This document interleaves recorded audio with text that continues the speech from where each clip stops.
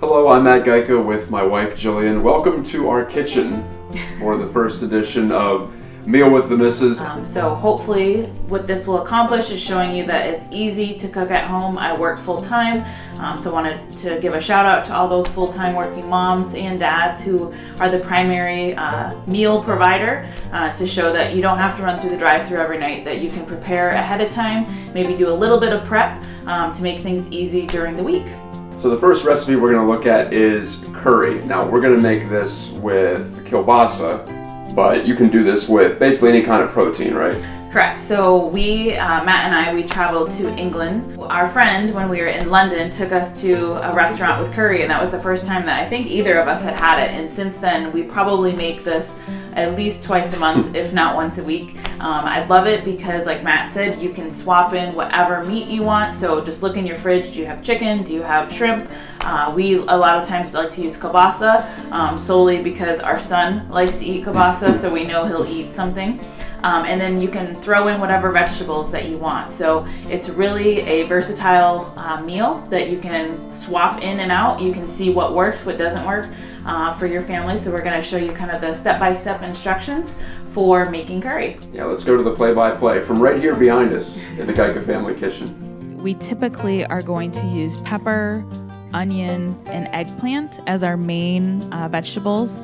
However, we have brought in carrots, broccoli, whatever we may have in the fridge.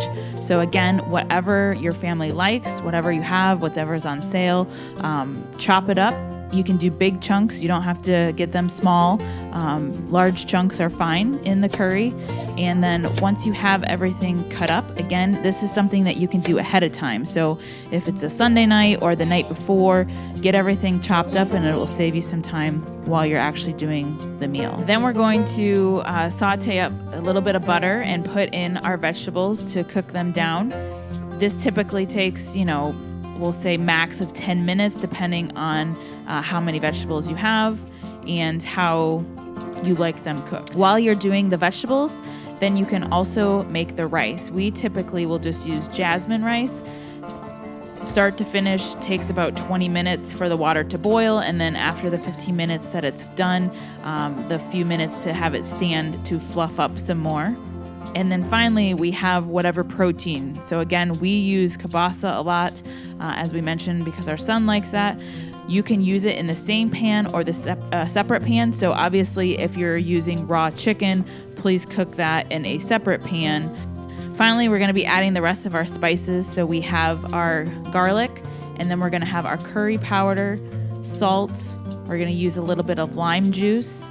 And then depending on how spicy you like it, we're also going to have sriracha, and then honey and coconut milk to round it out. We use full fat coconut milk, so sometimes it does get a little bit hard at the top. That's fine, it will melt down, but you can use light as well.